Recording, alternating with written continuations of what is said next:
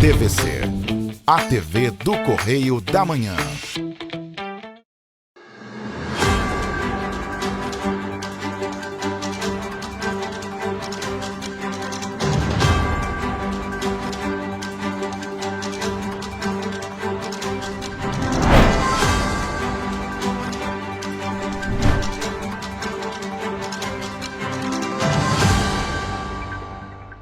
Olá, chegamos! Sejam muito bem-vindos ao Correio Serrano na TV. Lembrando que você pode mandar para cá a sua sugestão de reportagem, sua reclamação, sua denúncia para os nossos canais que já estão aí na sua tela, tvccorreiodamanhã@gmail.com. E tem a maneira mais rápida e mais fácil de você entrar em contato conosco, DDD 24 99248 3167. Flagrou alguma situação, imagem de chuva, manda pra gente. Está chovendo muito aqui em Petrópolis, na cidade imperial, desde ontem. Tem dado assim pequenos momentos de trégua durante a madrugada, mas está chovendo praticamente direto em Petrópolis e muito forte. A gente tem imagens de hoje pela manhã e mostra assim um tempo completamente fechado, nublado. Não dá para ver aí pelas imagens, mas chovia bem forte nesse momento e agora também chove aqui no centro da cidade de Petrópolis. Então, flagrou alguma situação, manda pra gente, para os nossos canais, faz um vídeo, faz uma foto e manda a sua reclamação, a sua sugestão de reportagem pra gente. Vamos então às notícias desta sexta-feira, dia 27 de fevereiro. Juros subiram para famílias e empresas no mês de janeiro. Homem é preso por furtar 15 caixas de chocolate em Petrópolis. E você vai ver também quarta edição da Jornada da Virada Climática, que reúne universidades e organizações aqui em Petrópolis. Agora, no Correio Serrano na TV.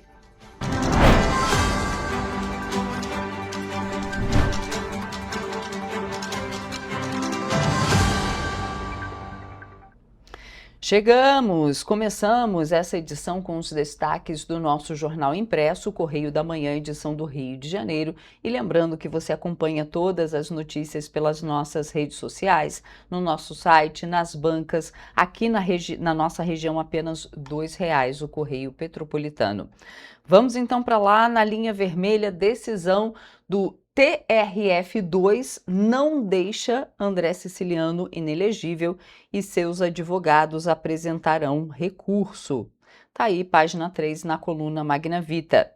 CPMI do INSS quebra os sigilos bancários e fiscal de Lulinha. Pois é, a CPMI do INSS aprovou 87 requerimentos, entre eles as quebras dos sigilos bancário e fiscal de Fábio Luiz Lula da Silva Lulinha, filho do presidente Lula, e as convocações do ex-deputado André Luiz Dantas Ferreira, o André Moura, da empresária Daniele Miranda Fonteles e de Gustavo Marques Gaspar, ex-assessor do senador Everton Rocha. Destaque da página 3.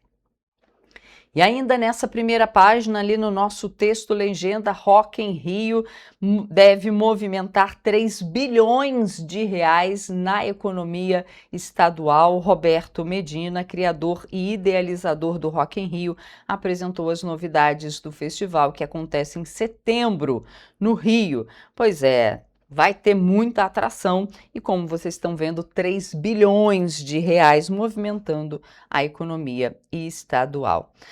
E rapidamente, ali a manchete fala da quebra do sigilo bancário e também sigilo fiscal de Lulinha, e logo ali embaixo tem socos e pontapés, porque essa sessão que fez a quebra, né, do sigilo bancário e fiscal do filho do presidente, teve uma sessão tumultuada que terminou aí em socos entre os parlamentares. Após toda a confusão, governistas avaliavam que tinham caído numa armadilha da oposição. Olha só. E para piorar, o deputado Rogério Correia teve que admitir que na confusão agredira o colega Luiz Lima. O petista pediu desculpa, está lá na página 7 no Correio Bastidores. Mas vamos agora para a nossa página 22, ver o que é destaque por lá no Petropolitano. Simulado de risco geológico em março. A ação acontecerá na comunidade Estrada da Saudade em março. Então, a Prefeitura de Petrópolis e o governo do estado e a Unifase vão realizar em março um pré-simulado e um simulado de preparação das comunidades para a desocupação de áreas de risco, com foco voltado para as famílias com pessoas com deficiência e cuidados especiais. Interessante, as ações vão ocorrer na Estrada da Saudade, na comunidade do Fragoso, com a retirada de 5 pessoas com deficiência e acamadas, simulando aí uma resposta antecipada às previsões de chuva forte. Só que a previsão de chuva forte já era agora, né, para ontem, para hoje, e a chuva realmente veio. A gente ainda não tem notícia de ocorrências graves aqui em Petrópolis.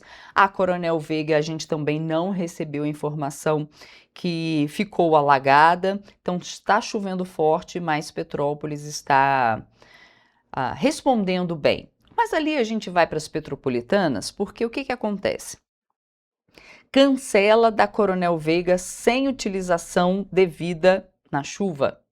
Pois é, ontem ocorreu não me lembro se foi ontem, não foi na terça-feira, dia 24, lá na Câmara. A Defesa Civil fez aquela apresentação, aquele relatório do terceiro quadrimestre de 2025, né? Que é por lei obrigatório e não só por lei, mas também é constitucional, está na Constituição que a prefeitura tem que fazer prestação de contas na Câmara de Vereadores de suas cidades. Pois é, e lá na audiência pública que apresentou os resultados, essa prestação de contas do terceiro quadrimestre do ano passado, ou seja, do finalzinho ali do ano, os 4 últimos meses do ano, e essa audiência foi de prestação de contas da Defesa Civil. Pois é, e trouxe novamente à tona uma antiga polêmica, a cancela instalada ali na Rua Coronel Veiga, que é para não deixar as pessoas circularem, mesmo com a rua alagada. Pois é, durante a sessão na Câmara Municipal, o vereador Tiago Damasceno questionou o município sobre o funcionamento do equipamento e, segundo ele, nos momentos de interdição da via, apenas o semáforo é acionado, mas o braço da cancela não está sendo abaixado para bloquear o trânsito. De acordo com o secretário de Defesa Civil, Guilherme Moraes, a decisão foi tomada após sucessivos danos ao equipamento por motoristas que desrespeitaram a interdição. Então, a pessoa não respeita a interdição e aí a melhor solução é parar de funcionar. Pois é, gente, a Coronel Veiga é uma das principais vias ali da cidade e costuma ser interditada em período de chuva forte, chuva intensa, devido ao risco de alagamento e elevação do nível do Rio Quitandinha. O equipamento começou a ser instalado em dezembro de 2022, justamente para reforçar a segurança e impedir a passagem de veículos em situação de risco. Já as luzes de LED foram instaladas em 2023, mas como ele falou, só o semáforo está sendo acionado. Ali a cancela não tem abaixado. Mas então vamos para a nossa página 23, porque lá mostra também um pouquinho desse relatório do terceiro quadrimestre apresentado ali pela Defesa Civil. Secretaria detalha ações realizadas entre setembro e dezembro do ano passado. Então, a Secretaria de Proteção e Defesa Civil apresentou na terça-feira, como eu falei, dia 24, né, hoje é sexta, na Câmara Municipal de Petrópolis, o relatório dos últimos 4 meses de 2025. A audiência pública foi presidida pelo vereador Léo França e teve como objetivo prestar contas das ações realizadas nesses últimos 4 meses do ano passado. E a gente vê aqui na reportagem, tem uma reportagem super completa, falando sobre tecnologia e preparação, falando também sobre educação e participação comunitária dos núcleos de defesa civil, atuação nas chuvas de dezembro, investimento e gastos. Participação esvaziada gera críticas, porque após os questionamentos dos vereadores, o presidente da audiência, Léo França, chamou a atenção para a baixa presença de público no plenário. E nessa reportagem a gente também fala que a base do governo elogiou o trabalho da Defesa Civil e também na nossa reportagem a gente traz a cultura de prevenção, porque ao encerrar a audiência, o secretário de Defesa Civil, Guilherme Moraes, agradeceu a oportunidade de apresentar o relatório e destacou o empenho da equipe de defesa civil, falando aí que é um trabalho de todos que compõem a defesa civil. Ele também explicou a importância da cultura da prevenção. É verdade, essa é a melhor cultura sempre, não só em defesa civil, mas em saúde também. Bom, gente, vamos para as nossas notícias mais nacionais, porque olha só, as vendas de títulos públicos a pessoas físicas pela internet bateram recorde em janeiro. Segundo o Tesouro Nacional, o Tesouro Direto vendeu 12 bilhões e 20 milhões de reais em papéis no mês passado. É o maior volume para um único mês desde a criação do programa em 2002. Vamos ver. O valor é 26,9% superior ao de dezembro e 37,21% maior na comparação com janeiro do ano passado. O recorde anterior havia sido registrado em março do ano passado, com 11 bilhões e 690 milhões de reais. Os títulos mais procurados em janeiro foram os vinculados à taxa Selic, que representam 48,9% das vendas. Os papéis corrigidos pelo IPCA correspondem a 28,2% do total, enquanto os pré-fixados somaram 15,1%. O Tesouro Renda Mais, destinado ao financiamento de aposentadoria, respondeu por 6,4% das vendas. Já o Tesouro Educa Mais, voltado para a poupança do ensino superior, representou 1,5%. O interesse pelos títulos vinculados à Selic é justificado pelo alto nível da taxa básica de juros, atualmente em 15% ao ano. O estoque total do Tesouro Direto alcançou 220 bilhões e 240 milhões de reais no fim de janeiro, uma alta de 37,75% em 12 meses. No mês, as vendas superaram os resgates em 4 bilhões e 880 milhões de reais. O número de investidores também cresceu. Mais de 330 mil novos participantes aderiram ao programa em janeiro, totalizando 34 milhões 587 mil investidores cadastrados. A maior das operações foi de pequeno valor. 77,5% das vendas foram de até R$ 5 mil, sendo que 55,7% não passaram de R$ 1.000. O Tesouro Direto foi criado para popularizar o acesso a títulos públicos, permitindo que pessoas físicas invistam diretamente pela internet. Por meio da venda de títulos, o governo capta recursos para pagar dívidas e honrar compromissos, comprometendo-se a devolver o valor com a correção atrelada à Selic, à inflação ou a taxas pré-fixadas. E os juros médios para famílias e empresas voltaram a subir no mês de janeiro, segundo dados das estatísticas monetárias e de crédito divulgados pelo Banco Central. Para as pessoas físicas, a taxa média alcançou 61% ao ano, com alta de 0,9 ponto percentual no mês e 6,7 pontos percentuais em 12 meses. O destaque foi a nova elevação dos juros do cartão de crédito parcelado, que subiu 6,8 pontos no mês e chegou a 194,9% ao ano. Após 30 dias no rotativo, as instituições financeiras parcelam a dívida nessa modalidade, que segue entre as mais caras do mercado. O crédito rotativo, usado quando o cliente paga menos que o valor total da fatura, ficou em 424,5% ao ano em janeiro, mesmo com recuo no mês e em 12 meses. Outras linhas para pessoas físicas também tiveram alta, como o crédito pessoal não consignado, o financiamento de veículos e o consignado para trabalhadores do setor privado. Para as empresas, a taxa média de juros ficou em 25,2% ao ano, com aumento de 1,6 ponto percentual no mês. O resultado foi influenciado pelo avanço nas taxas de desconto de duplicatas, capital de giro com prazo superior a 365 dias, cheque especial e cartão rotativo para empresas. Considerando recursos livres e direcionados, a taxa média das novas contratações de crédito chegou a 32,8% ao ano e em janeiro, com alta no mês e em 12 meses. A elevação dos juros acompanha o ciclo de alta da taxa básica da economia, Selic, mantida em 15% ao ano pelo Banco Central. A taxa está no maior nível desde 2006. A inadimplência também subiu e atingiu 4,2% em janeiro. Entre as famílias, o índice chegou a 5,2%. O endividamento das famílias ficou em 49,7% da renda acumulada em 12 meses, segundo o Banco Central. E o prazo limite para que os empregadores entreguem aos seus funcionários o informe de rendimentos de 2025 termina nesta sexta-feira, hoje. No mesmo dia, as instituições financeiras e corretoras de valores devem fornecer as aplicações financeiras de seus clientes referentes ao ano calendário de 2025.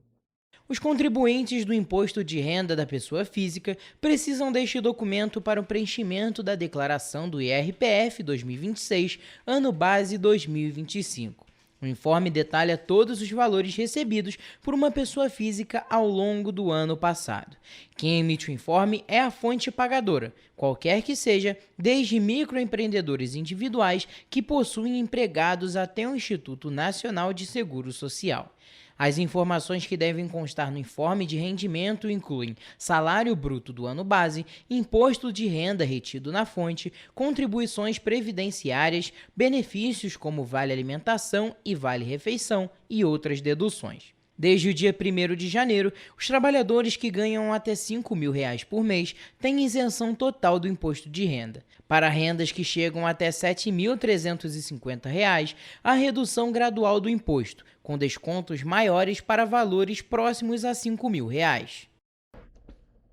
E os juros altos impediram a queda da dívida pública federal em janeiro. Segundo dados divulgados pelo Tesouro Nacional, a dívida passou de 8 trilhões e 635 bilhões de reais em dezembro para 8 trilhões 641 bilhões no mês passado. A alta foi de 0,07%. Em agosto do ano passado, o indicador superou pela primeira vez a marca de 8 trilhões de reais.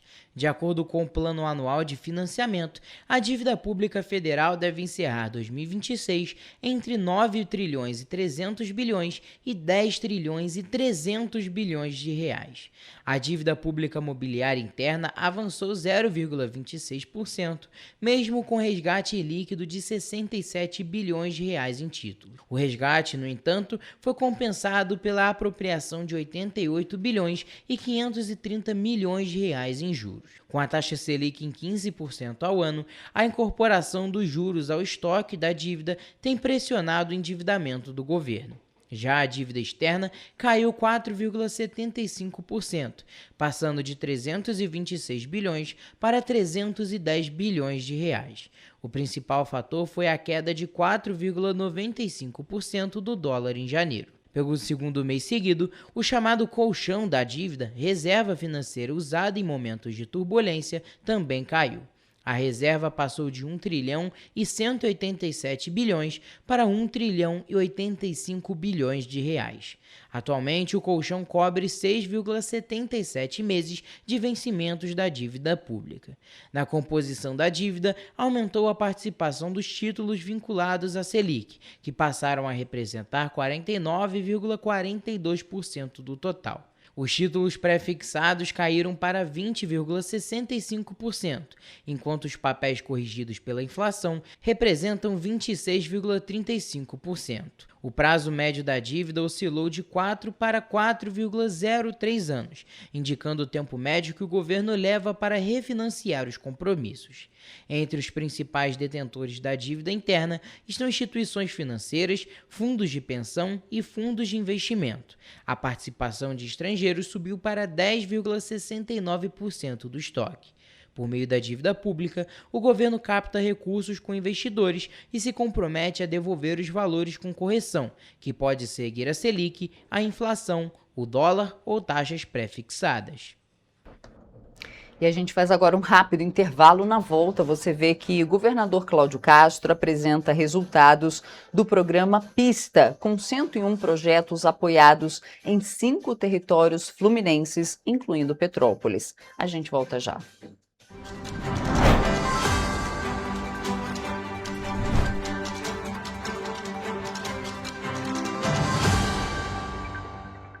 Antes não tinha alimentação adequada para quem mais precisa. Agora tem. O governo do estado criou o Café do Trabalhador, oferecendo mais de 17 mil kits de café da manhã todos os dias em 40 municípios. Mas e quando chega a hora do almoço? Flávia, são vários restaurantes do povo reabertos com serviço expandido por todo o Rio. Já foram servidos mais de 43 milhões de refeições. E aí, tá bom o almoço? Muito bom. E tem novas unidades em Queimados, Belfor Roxo e Nova Iguaçu, reforçando a presença na Baixada Fluminense. E tem muito mais, né, Gisele? Tem sim, Flávia. Antes, tinha muita gente sem alimentação adequada. E com o RJ Alimenta, o governo do estado distribui 8 mil quentinhas todos os dias de café da manhã, almoço e sopa em todas as unidades. O Rio tem um governo que trabalha muito. Primeiro ele faz, depois ele mostra. Como tem que ser, né?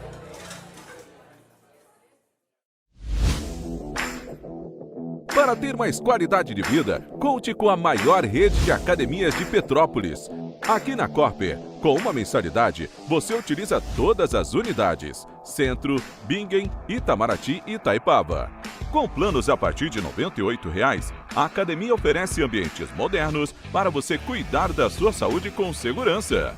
Os espaços contam com dezenas de aparelhos de musculação, diversos equipamentos para aeróbico e funcional, além, é claro, de profissionais qualificados e uma extensa grade de aulas coletivas, que inclui dança, bike, jump, Wolf Fit, Step Fit, entre outras. Nossas estruturas são equipadas com salas de musculação e aulas coletivas, salas de avaliação física e nutricional, vestiários e estacionamentos amplos. Venha nos fazer uma visita e surpreenda-se! O estado do Rio de Janeiro é, com certeza, um estado de inspiração. Eu sou mais RJ. E você?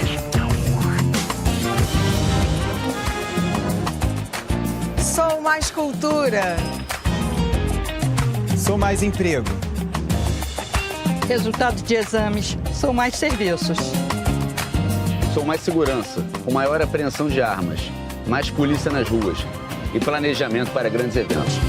O Rio de Janeiro está em alta. Para onde você olha, tem mudança acontecendo. O Rio de Janeiro é líder em óleo e gás. Temos o maior centro de diagnóstico da América Latina. Todo mundo sabe.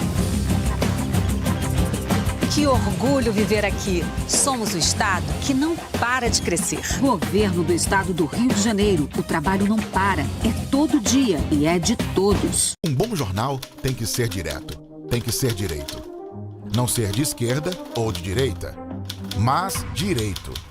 É ter coragem de informar a verdade e não impor a sua verdade. É respeitar a inteligência do leitor e vontade do eleitor. Correio da Manhã. Um jornal que há 124 anos tem a coragem de ser direto e direito. Em uma banca perto de você. Petrópolis. Uma cidade histórica que agora tem um novo ponto de conexão. O Correio Petropolitano se renovou e leva o que de mais importante acontece na cidade, de maneira mais ágil e acessível. Acesse as notícias de Petrópolis de maneira rápida e prática, onde quer que você esteja. Fique por dentro dos acontecimentos da cidade, da política, da cultura e muito mais. Correio Petropolitano. A informação de qualidade a um clique de distância. Acesse www.correiopetropolitano.com.br.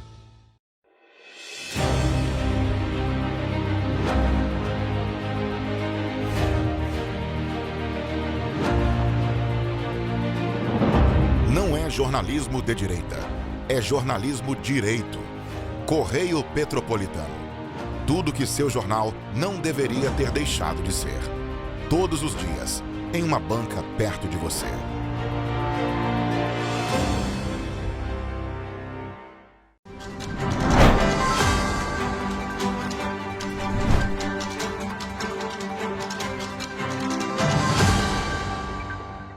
Estamos de volta. E o governador Cláudio Castro apresentou na última quarta-feira os 101 projetos atendidos pelo programa PISTA, de parques de inovação social, tecnológica e ambiental. A iniciativa está presente em 5 territórios fluminenses, incluindo Petrópolis, com diversos profissionais já em atuação, consolidando uma rede ativa de inovação, empreendedorismo e desenvolvimento sustentável.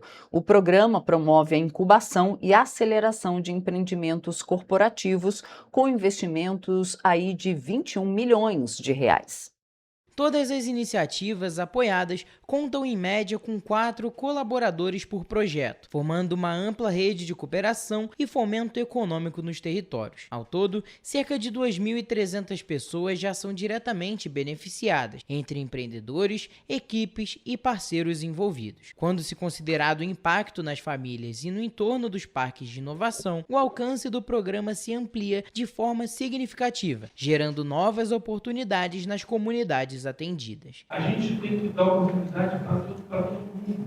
Não adianta ficar só as grandes produtoras ou os grandes cientistas. A ideia de que a gente tira a burocracia daquele que tem uma boa ideia, daquele que está lá na ponta, que pode ajudar, que pode gerar emprego, que pode gerar riqueza, que pode gerar projetos bacanas. Com atuação estruturada em Petrópolis e em outras 4 localidades, o programa funciona como um parque aberto de inovação conduzido por atores locais. A abordagem valoriza o conhecimento, fortalece negócios de impacto e posiciona os moradores como protagonistas do desenvolvimento. Ao investir em inovação, bioeconomia, empreendedorismo social e tecnologias sustentáveis, o PISTA reforça o potencial criativo das comunidades fluminenses. Muitas das vezes a gente tem a grande ideia, mas sem dúvida nenhuma, se a gente conseguir ter o apoio de grandes profissionais para a gente desenvolver na parte administrativa, na parte financeira, na parte comercial, na parte do desenvolvimento do projeto, para que nós tenhamos diversos unicórnios aqui no estado do Rio de Janeiro. A frente integra o projeto Aceleração dos Odds no estado do Rio de Janeiro, Agenda Rio 2030, uma parceria estratégica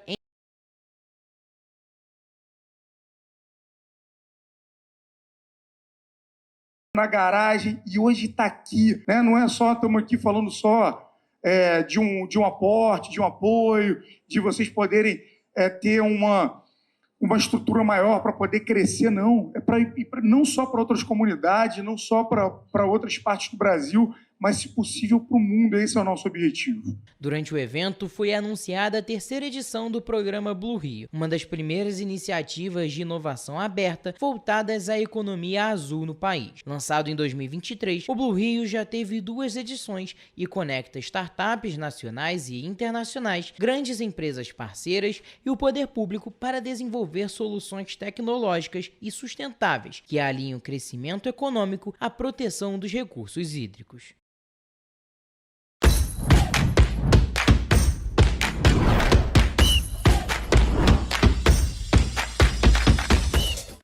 Olá, e começa mais uma edição do Correio Esportivo, momento de focar em esportes aqui na TV Correio da Manhã. E hoje nós vamos falar sobre futebol e basquete.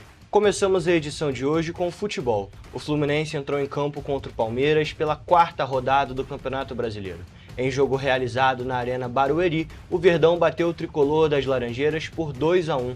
Pelo lado paulista, os gols foram marcados por Alan e Vitor Roque de pênalti. Pelo Fluminense, Lúcio Acosta foi quem balançou as redes. O duelo foi marcado pela pressão alta do Palmeiras e por falhas defensivas do Fluminense.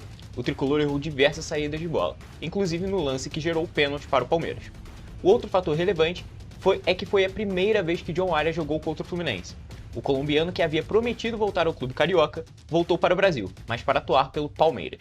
Caio, eu acho que o que chama a atenção nesse jogo foi que, apesar do grande jogo que o Palmeiras fez, da grande pressão, como você falou, em relação à marcação do Fluminense, é que o Fluminense conseguiu, apesar de ter tomado logo 2 gols no início, o Fluminense conseguiu mostrar força e quase empatar o jogo. Cara, foi um grande jogo, sendo sincero. A gente teve, na minha visão, foi uma das melhores partidas do Campeonato Brasileiro pelos goleiros. O que o Carlos Miguel e o Fábio trabalharam foi absurdo. Tiveram diversas bolas na trave também, do Vitor Roque, do Savarino.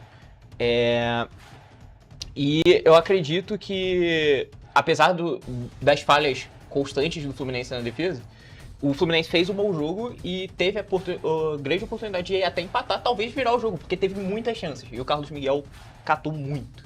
Eu concordo com você. Eu acho que se não fosse o Carlos Miguel, eu acho que o Fluminense teria certamente, pelo menos, empatado o jogo, né? Sim. Teve um voleio que o Soteldo deu no final do jogo, assim que se fosse, na minha opinião, se fosse o Everton, né, que era o antigo goleiro do Palmeiras, a bola entrava. Até porque, apesar do Everton ser um excelente goleiro, eu acho que o fato do Carlos Miguel ter uma estatura, ser um goleiro grande, isso ajuda ele. Eu acho que uma outra coisa que chama a atenção é que mostra que o Fluminense, apesar de não ter o melhor time do Brasil, o melhor time do Brasil é o Flamengo, e junto ali com o Palmeiras, conseguiu mostrar futebol suficiente para competir com os melhores times. E é o que a diretoria do Fluminense buscou fazendo essas contratações na janela de transferências. E ainda comentando mais sobre o jogo, falar sobre os 2 últimos gols, o do Alan e o do Lúcio Acosta, que pra mim foram 2 belos gols. Parecidos, né? E parecidos, os 2 Verdade. com falhas da defesa. Um foi um desvio que matou o Fábio, que foi o caso do gol do Alan. Ou Alan, não sei. Acho que é Alan. E o outro do Lúcio Acosta, que o Marlon Freitas, se eu não me engano, a bola bateu nele, voltou pro Lúcio Acosta, o Lúcio Acosta fez um drible, tirou o marcador e conseguiu chutar pra dentro da rede. Então, foram 2 gols que eu achei bem bonitos, apesar da falha da defesa, e foram bem parecidos. Eu nem acho que sejam falhas defensivas, são falhas defensivas, obviamente, mas acho que também é muito mérito do atacante, né? Uhum. O Alan é um jogador diferenciado, tem muito do drible, vai pra cima da marcação, e o Lúcio Acosta também, ele não é o cara exatamente do drible, mas é o cara do drible que eu digo da firula, na verdade, né? Sim. Porque drible pode ser, o Lúcio dribla, obviamente, mas é um jogador que vai pra cima, corre o risco de errar, né? É isso que eu gosto do Lúcio Acosta, e o Alan também é um jogador que corre muito o risco de errar e geralmente acerta. O time do Palmeiras é muito bem armado pelo Abel Ferreira. Então acho que assim, o Zubeldia ele tentou de tudo para buscar um empate, mas esbarrou na qualidade técnica dos atacantes do Fluminense. O Botafogo está classificado para a próxima fase preliminar da Libertadores da América. O alvinegro venceu o Nacional Potosí da Bolívia por 2-0 e avançou para a última parte do chaveamento antes da fase de grupos. Em jogo realizado no Newton Santos, no Engenhão, Alex Telles e Danilo marcaram os gols da classificação. No jogo de ida, o Botafogo foi derrotado pelo Nacional Potosí por 1-0 na altitude, mas conseguiu dar o troco na partida de volta. O time, comandado por Martín Anselmi, vai encarar o Barcelona de Guayaquil, que eliminou o Argentino Júnior nos pênaltis. Cara, eu acho que esse jogo de volta representou o que era de fato o duelo. Uma qualidade técnica muito melhor do Botafogo. Eu acho que o 2-0 saiu até barato para o Nacional Potosí, porque o Botafogo teve grande parte ali do domínio e muita facilidade para chegar. Eu digo infelizmente porque isso não nivela os duelos, mas a altitude ela acaba prejudicando quem não está acostumado com a altitude, obviamente, né? Mas eu acho que, eu vejo muita gente falando também, que não pode ter jogo na altitude, mas eu acho que é importante, faz parte da Libertadores. Eu acho que é uma categoria da Libertadores, vira uma categoria. É verdade. Porque parece que o futebol fica um pouco mais lento e fica diferente de assistir. Fica até interessante de assistir uma partida na altitude. Mas realmente, para a saúde dos jogadores, não sei se seria uma das melhores opções continuar tendo o jogo na altitude, na minha opinião. Sobre o jogo agora, falando um pouco sobre o jogo. Cara, foi um domínio total, como você disse, do Botafogo. O nível técnico do Botafogo é muito superior ao do Nacional de Futebol. Não, algo impressionante, né? Dá pra ver isso só com o gol da Alex Telles. Sim. que foi um golaço de cobertura. Mas eu acho que realmente não tinha pra onde correr agora, né? Já que não tinha mais a altitude, que era meio que a muleta ali do Nacional Potosí. Agora o Botafogo vai enfrentar o Barcelona de Guayaquil, que já é um time que tem um pouco mais de carcaça, jogou mais Libertadores do que o Nacional Potosí. Mas mesmo assim eu acredito que o Botafogo seja favorito no confronto. Não, sem dúvidas. E assim, como você falou, né, o Barcelona de Guayaquil já foi finalista da Libertadores, né? Foi quando o Vasco foi campeão da Libertadores em 98. Mas assim, eu acho que o Barcelona de Guayaquil, ele, para igualar o duelo do Botafogo, ele tem que fazer um grande jogo dentro de casa. O Botafogo, ele tem muita força no Engenhão, principalmente, claro, tá jogando em casa, tá no Rio de Janeiro, isso é óbvio, mas a grama sintética pro Botafogo faz com que o jogo fique muito acelerado. E o Botafogo se aproveita disso com maestria, que os times do Botafogo nos últimos anos, eles são muito rápidos, é muito contra-ataque. Quando você vê, o Botafogo já tá lá na grande área do adversário. Então, eu acho que assim, o Barcelona de Guayaquil, acho que para tentar eliminar o Botafogo, tem que fazer um jogo assim, abrir 2-0 dentro de casa, que aí bota o time do Botafogo desesperado, talvez eles fiquem mais aflitos no jogo de volta, mas eu acho muito difícil, como você falou, né, a diferença técnica do Botafogo pro Nacional do Potosí é muito grande, e eu acho que isso vai refletir no jogo contra o Barcelona de Guayaquil. A gente vê o lance do Alex Telles, como você falou, a facilidade que ele passa do marcador é uma coisa impressionante. Claro, isso porque o Botafogo não tem o time estrelado que tinha no ano passado. Sim. O Flamengo entra em campo ainda nesta quinta-feira, pelo jogo de volta da Recopa Sul-Americana contra o Lanús, às 9h30 da noite. O rubro-negro foi derrotado no jogo de ida por 1-0 e precisa vencer por pelo menos 2 gols de diferença para levantar a taça no Maracanã. O Vasco também entra em campo ainda nesta quinta-feira pela 4ª rodada do Brasileirão contra o Santos, na Vila Belmiro. O Vasco vive um momento conturbado, visto que demitiu o técnico Fernando Diniz após o duelo contra o Fluminense no Campeonato Carioca. A bola rola a partir das 7 horas da noite, em meio à busca de um novo comandante para o Cruz Maltino. Nomes como Renato Gaúcho e Arthur Jorge já foram sondados pelo Vasco. Cara, vamos falar primeiro sobre o jogo do Flamengo. O Flamengo fez uma partida bem abaixo na Argentina contra o Lanús. E como você falou com o Hugo na última edição, eu acredito que muito disso seja porque o Paquetá chegou no Flamengo. Aí você pode estar até se perguntando, porque da última vez que eu estive aqui no Correio Esportivo eu falei que era uma contratação de alto nível que vinha só para melhorar o Flamengo, só que parece que está atrapalhando pelo que o Jonathan falou na última edição. O Paquetá chegou num meio-campo que já era muito estruturado no Flamengo. O Flamengo já tinha ótimos nomes. E o problema do Flamengo no meio-campo era justamente quem substituiria o Arrascaeta. E tinha arrumado isso com o Carrascal. E agora, onde que coloca o Paquetá nesse meio-campo cheio de estrelas? Eu concordo com você, até porque você concordou comigo. Mas eu acho que o grande problema aí do Flamengo está sendo o Paquetá. Eu sinto que o Paquetá, ele tá... O time inteiro do Flamengo está num ritmo. Eu sinto que... Não que o Paquetá não esteja em ritmo, mas eu sinto que o Paquetá, ele tá numa voltagem abaixo. Tá desencaixado ali do time. Parece que ele tá à parte. Não por falta de técnica para ele, porque ele é um jogador absurdo. O Paquetá tende a ser o melhor jogador no Brasil por conta do histórico de Europa e etc. Ele não foi um grande jogador na Europa, isso é fato. Sim. Ele foi campeão da Conference League pelo West Ham, fazia uma boa temporada no West Ham, teve aqueles problemas de apostas, mas que a Federação Inglesa anulou o processo. Mas eu acho que o grande problema aí do Flamengo está sendo o encaixe com o Paquetá. E eu acho que isso vai muito do Felipe Luiz. Eu acho que ele quer fazer esse time quase um galáctico ali do Flamengo, né? Mas eu acho que ele tem que colocar na cabeça dele que ele tem que botar o jogador que funciona. Porque senão o time vai ficar O time parece que não tem uma triangulação, fica toca e não sai nada.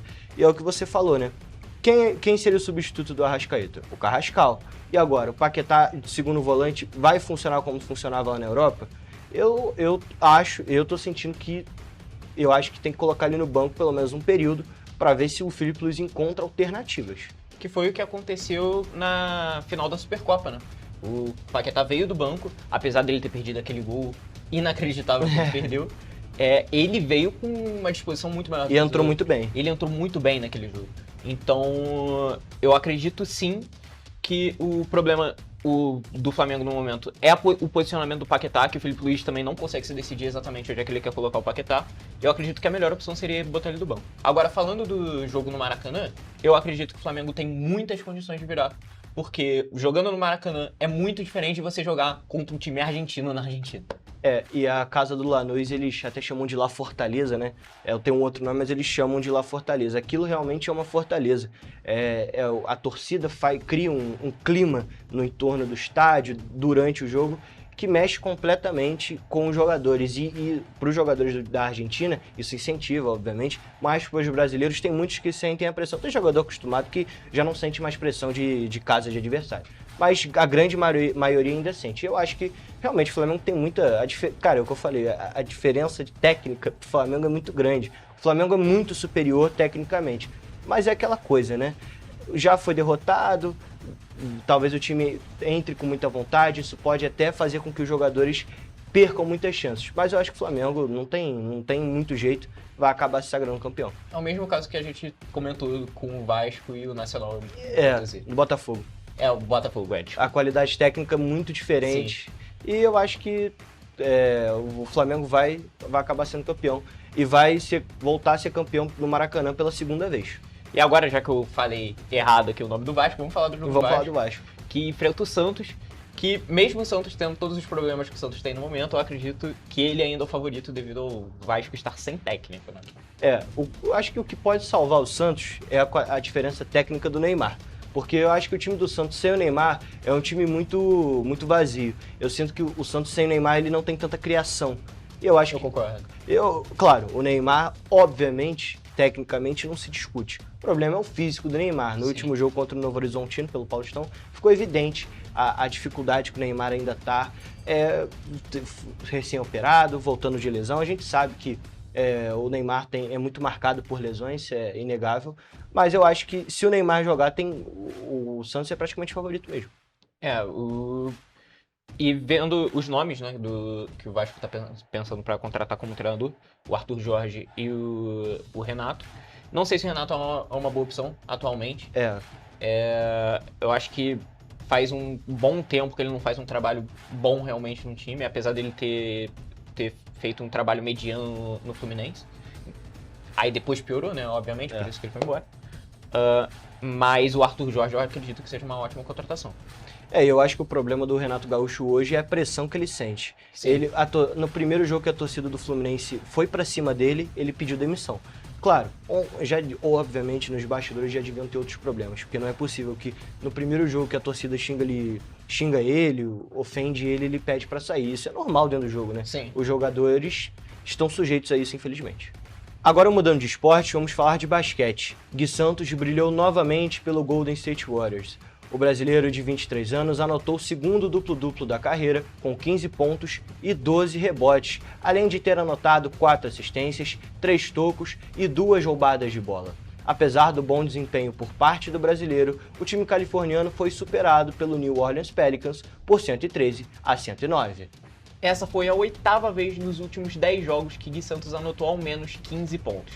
O brasileiro teve seu melhor jogo na NBA em rebotes e tocos. Sem Stephen Curry, que está lesionado, os Warriors contaram com 28 pontos de DeAnthony Melton e 24 pontos de Moses Moody. Só que os Pelicans foram liderados por Zion Williamson, com 26 pontos. O Golden State está na 8ª posição da Conferência Oeste, com 30 vitórias em 58 partidas. Os Pelicans são os vice-lanternas, com 17 vitórias em 59 jogos. E o que falar de Gui Santos na NBA, Jonathan? Depois que o Warriors se lesionou tudo, tá sem Stephen Curry, sem Jimmy Butler, ele se tornou o homem do Golden State. Eu acho que o Gui Santos, ninguém esperava que ele fosse ter essa constância que ele tem tido nos últimos jogos.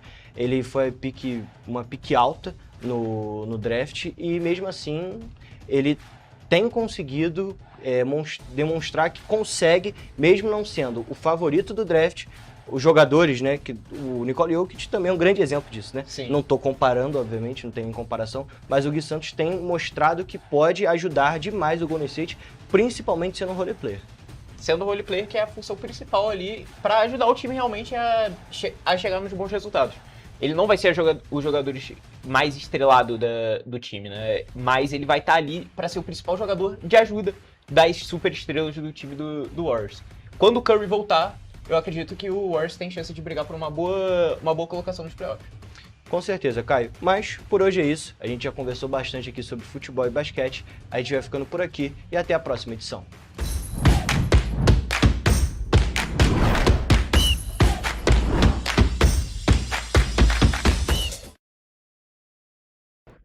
E a gente faz agora um rápido intervalo e a gente volta já já.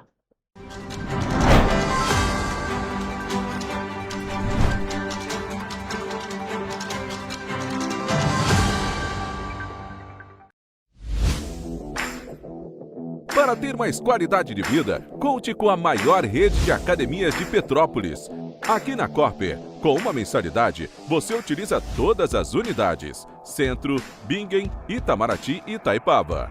Com planos a partir de R$ 98,00, a academia oferece ambientes modernos para você cuidar da sua saúde com segurança.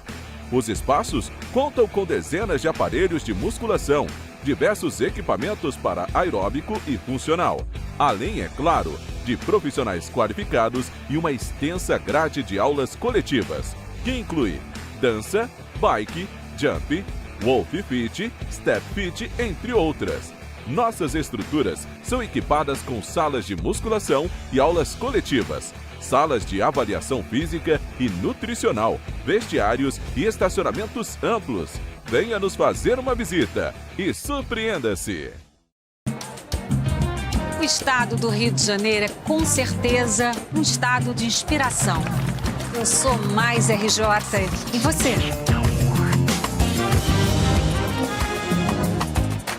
Sou mais cultura. Sou mais emprego. Resultado de exames. Sou mais serviços. Sou mais segurança, com maior apreensão de armas, mais polícia nas ruas e planejamento para grandes eventos. O Rio de Janeiro está em alta. Para onde você olha, tem mudança acontecendo. O Rio de Janeiro é líder em óleo e gás. Temos o maior centro de diagnóstico da América Latina. Todo mundo sabe. Que orgulho viver aqui. Somos o estado que não para de crescer. Governo do estado do Rio de Janeiro. O trabalho não para. É todo dia e é de todos. Antes não tinha saúde de qualidade no estado todo. Agora tem. Agora tem o Rio Imagem Baixada, que atende milhares de pessoas em toda a região. É muita gente atendida, né? E olha que tem mais. Mostra aí, Edu. Flávia, aqui tem um dos mais importantes centros de neurocirurgias do país. O Instituto Estadual do Cérebro teve a capacidade dobrada para cirurgias de tumores. E tudo gratuito, pelo SUS. E tá melhor no estado todo, certo, Gisele? Com certeza, Flávia. Antes, só alguns municípios do estado tinham ambulâncias do SAMU. Agora, todos os 92 municípios do estado têm. E ainda tem o Instituto Estadual de Olhos, com capacidade de realizar mais de 400 cirurgias e 1.000 consultas por mês. O Rio tem um governo que trabalha muito. Primeiro ele faz, depois ele mostra. Como tem que ser, né?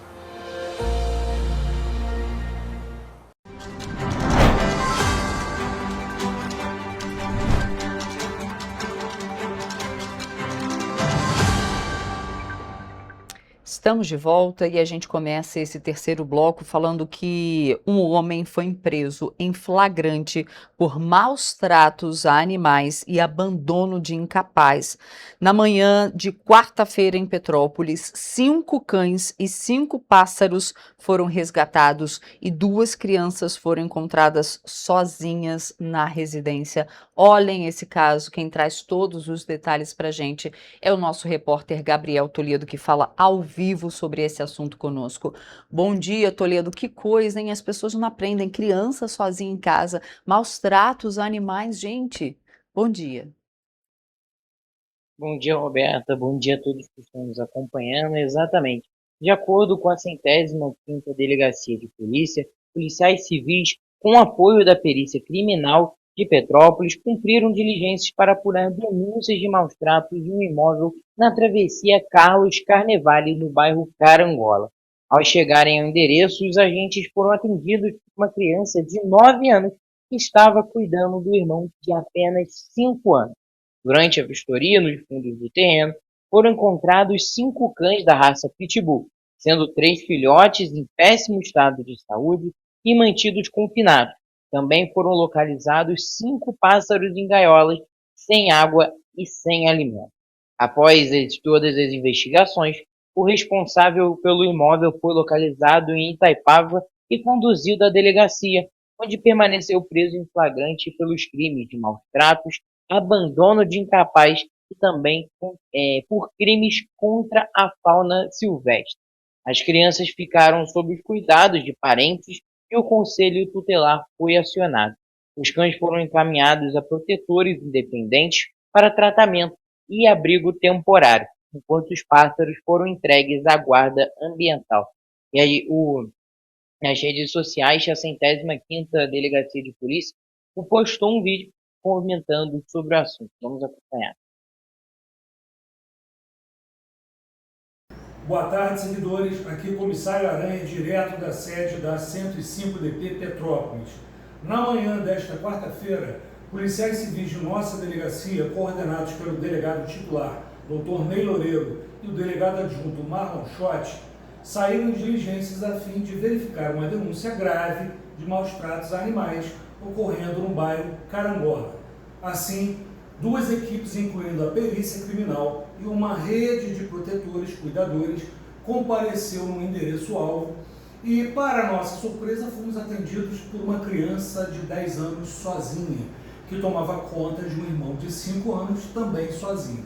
Adentrando ao terreno, foram encontrados 2 pitbulls, um casal, 2 pitbulls adultos em péssimo estado de saúde, além de 3 filhotes. Dentro da casa, vários pássaros engaiolados, também sem água e comida. Houve diligências posteriores para encontrar o autor, o responsável, que foi localizado por nós no bairro de Itaipava, sendo conduzido e preso em flagrante nessa delegacia. As crianças foram entregues a uma parente responsável sob supervisão do Conselho Tutelar. Os cães seguiram com os protetores e vão ter os cuidados veterinários, cuidados médicos, alimentação e tudo mais. Os pássaros foram destinados à Guarda Civil Ambiental para tratamento e destinação. Você aí, preste atenção, nunca maltrate animais, não abandone crianças. A 105DP te acha sempre. Conte com a Polícia Civil do Rio de Janeiro, em defesa de quem precisar. Exatamente. E reforçando mais uma vez aqui, o homem que foi preso nessa ocorrência, ele foi preso pelos crimes de maus tratos, abandono de incapaz e crimes contra a fauna silvestre. Volto com você, Roberto. Obrigada, Toledo, pelas suas informações. Bom trabalho para você aí. E agora a gente continua falando sobre esse assunto, só que a gente fala agora de um crime aqui que chocou Petrópolis. O homem que assassinou Vitor Vogel Cavalcante, de 37 anos, na tarde de quarta-feira no Bingen, em Petrópolis, após uma discussão de trânsito, foi preso na noite do mesmo dia por agentes da Polícia Civil e Militar. E ontem nós conversamos com o delegado da 105ª Delegacia de Polícia, que fica ali no Retiro, o Ney Loureiro, responsável pelo caso. Vamos conferir. O crime aconteceu por volta das 5h45 da tarde desta quarta-feira. Segundo a Polícia Civil, após um desentendimento no trânsito, o suspeito, que dirigia um Fiat Uno azul, atirou em Vitor Vogel Cavalcante, de 37 anos, com uma espingarda calibre 28. A vítima estava em um VW Fox preto. Vitor não resistiu aos ferimentos e morreu no local. A área foi isolada para a perícia e as equipes iniciaram buscas imediatamente após o crime. Começamos as primeiras diligências com a questão de testemunhos, possíveis testemunhos no local, câmeras, todos os meios legais admitidos. Dentro dessa investigação, nós chegamos a um possível suspeito. E com a consulta desse possível suspeito, nós descobrimos que ele tinha um veículo que batia com as descrições e com as imagens que nós colhemos nas câmeras. Segundo o delegado da 105ª Delegacia de Polícia, Ney Loureiro, o suspeito foi localizado em casa, nas proximidades do Clube Magnólia. O carro e a espingarda que foram utilizados no crime estavam na garagem. E ainda segundo a polícia, ele não apresentou resistência à prisão e já esperava a chegada dos agentes acompanhado de um advogado. As investigações apontam que a vítima e o acusado já possuíam um desentendimento e, no dia do crime, voltaram a discutir no bairro Centenário, região em que mora um parente da vítima. Segundo a investigação, o conflito começou após um desentendimento de trânsito envolvendo um ônibus, a vítima e o suspeito. Após o transtorno, o coletivo seguiu viagem, o autor do crime foi embora e a vítima teria ido atrás dele, momento em que o crime aconteceu. O autor alega que ele tinha uma espingarda dentro do carro, que ele usava para caça, uma vez que ele trabalha em zona rural, costuma entrar em florestas, em mato, e ele se usou daquela espingarda para tentar conter aquela discussão, uma vez que ele alega que foi perseguido desde lá do bairro Centenário até ali no local. O suspeito não possui autorização legal para a posse da arma, que, segundo o delegado, é antiga e de fabricação praticamente artesanal. Em um primeiro momento, ele alegou de forma extrajudicial ter agido em legítima defesa, mas se reservou ao direito de não prestar depoimento oficial na delegacia. Agora nós vamos apenas complementar as diligências com a juntada de laudos, né, justificativa da causa da morte, as filmagens, os testemunhos que possam aparecer, fora os que já foram colhidos, e nós vamos montar esse kit que vai ser encaminhado para o Ministério Público para ele manter a opinião de elite dele. Segundo o delegado, em casos como esse, a recomendação é que as pessoas mantenham a calma e não descontem problemas pessoais no trânsito. A recomendação que eu dou é manter a calma, né? Eu sei que às vezes é difícil, todos nós temos problemas, todos nós temos nossos estresses do dia, às vezes nós somos muito demandados, já saímos chateados com vários problemas, mas também a gente não pode depositar esse nosso ódio no trânsito. E a gente também não sabe quem está do outro lado. Pois é.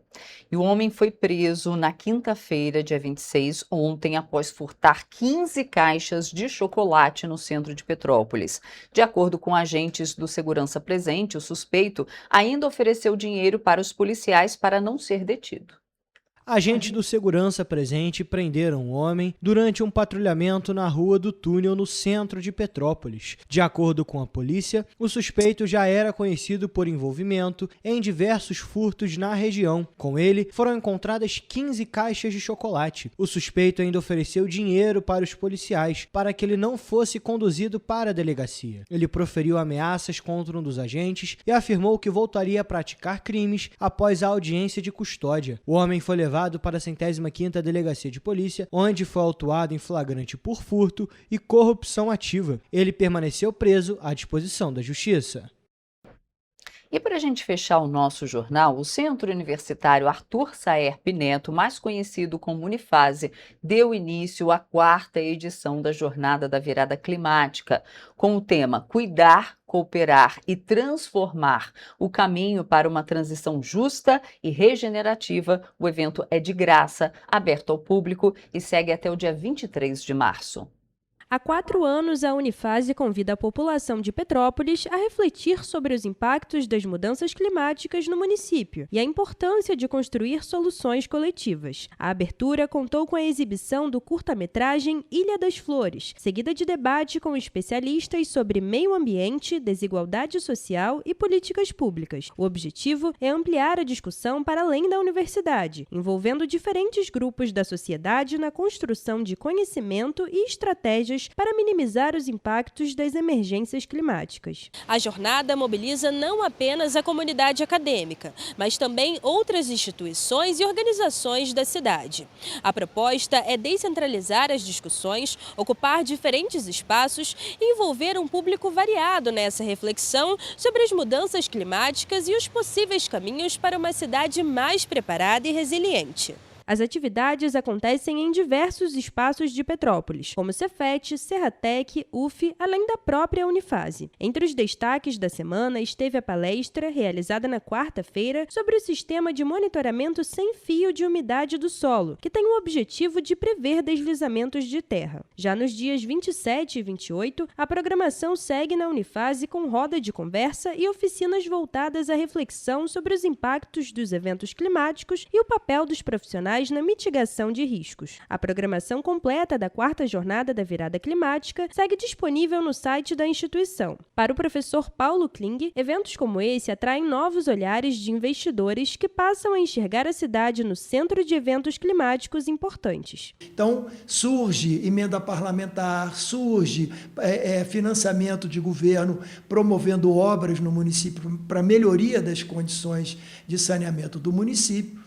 E é claro, isso não é causado só pela jornada. A jornada ajuda a provocar esses movimentos na cidade. O propósito é ampliar o conhecimento e preparar a população para enfrentar os desafios das mudanças climáticas, fortalecendo lideranças comunitárias e estimulando a adoção de medidas práticas de prevenção. A proposta é transformar a informação em ação, reduzindo vulnerabilidades e promovendo uma cultura de responsabilidade coletiva diante dos riscos ambientais. Então a gente tem que ir para esses locais, trabalhar com essas pessoas, fortalecer as lideranças comunitárias para começar a estabelecer as rotas de fuga e os pontos de apoio que vão dar acolhimento a essa população quando ela se torna vulnerável. O professor Paulo Kling explica ainda que Petrópolis é uma cidade cortada por rios e cercada por montanhas, uma configuração geográfica que exige atenção redobrada. Como em qualquer outro lugar do mundo, é fundamental se preparar e prevenir diante dos possíveis transtornos climáticos. Em diferentes países, comunidades aprendem a conviver com esse tipo de realidade, adotando medidas de segurança sem precisar abandonar o lugar onde vivem. No Japão, numa cidade que tem terremoto toda hora.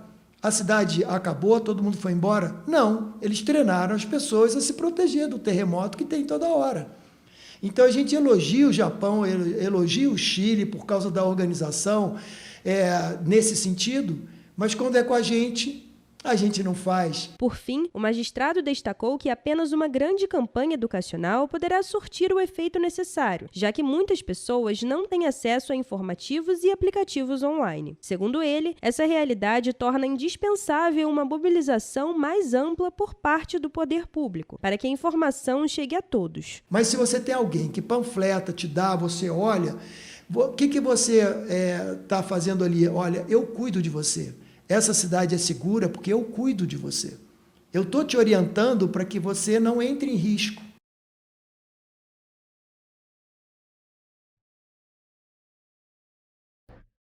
E o nosso jornal fica aqui. Um ótimo fim de semana para você. Amanhã a gente tem o jornal Resumo da Semana. Tchau, gente. Até segunda, ao vivo, hein? Tchau.